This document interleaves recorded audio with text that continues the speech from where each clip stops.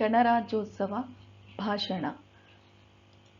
ಗೌರವಾನ್ವಿತ ಪ್ರಾಂಶುಪಾಲರು, ಉಪಪ್ರಾಂಶುಪಾಲರು, ಮುಖ್ಯ ಅತಿಥಿಗಳು, ಶಿಕ್ಷಕರು ಮತ್ತು ನನ್ನ ಆತ್ಮೀಯ ಸ್ನೇಹಿತರೆ, ನಿಮ್ಮೆಲ್ಲರಿಗೂ ಗಣರಾಜ್ಯೋತ್ಸವದ ಶುಭಾಶಯಗಳು. ಈ ದಿನವನ್ನು ಭಾರತದಲ್ಲಿ ರಾಷ್ಟ್ರೀಯ ಹಬ್ಬವನ್ನಾಗಿ ಆಚರಿಸಲಾಗುತ್ತದೆ. ಭಾರತವನ್ನು ಪ್ರಜಾಪ್ರಭುತ್ವ, ಸಾರ್ವಭೌಮ ಮತ್ತು ಗಣರಾಜ್ಯ ಎಂದು ಘೋಷಿಸಿದ ದಿನವಿದು.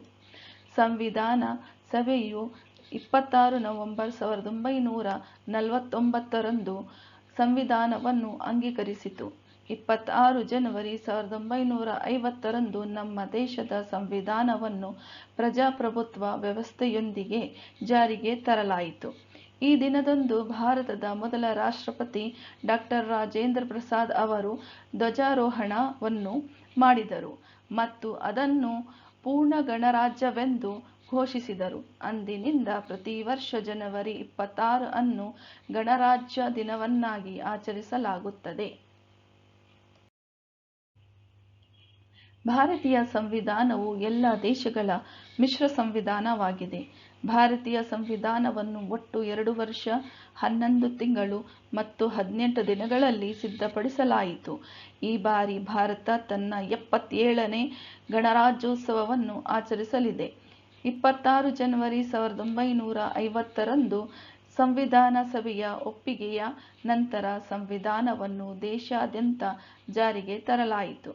ಸಂವಿಧಾನವು ಒಟ್ಟು 395 ವಿಧಗಳು, 22 ಭಾಗಗಳು ಮತ್ತು 8 ಅನುಸೂಚಿಗಳನ್ನು ಒಳಗೊಂಡಿದೆ.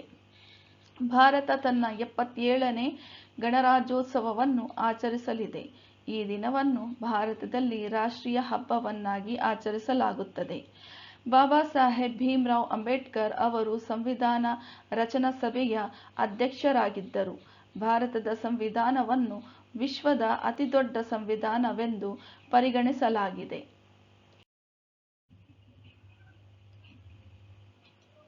ಈ ದಿನ ಡಾ. ರಾಜೇಂದ್ರ ಪ್ರಸಾದ್ ದೇಶದ ಮೊದಲ ರಾಷ್ಟ್ರಪತಿಯಾಗಿ ಅಧಿಕಾರ ಸ್ವೀಕರಿಸಿದ್ದರು. ಈ ದಿನ ರಾಷ್ಟ್ರಪತಿಗಳು ಧ್ವಜಾರೋಹಣ ಮಾಡಿದರು. ಇನ್ನು ಪ್ರಜಾಪ್ರಭುತ್ವ ಎಂದರೆ ಪ್ರಜೆಗಳಿಂದ ಪ್ರಜೆಗಳಿಗಾಗಿ ಪ್ರಜೆಗಳಿಗೋಸ್ಕರ ಇರುವ ಆಡಳಿತ.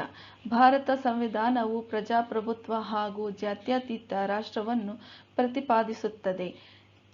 ವಂದೇ ಮಾತರಂ. ಭಾರತ್ ಮಾತಾ ಕಿ ಜೈ.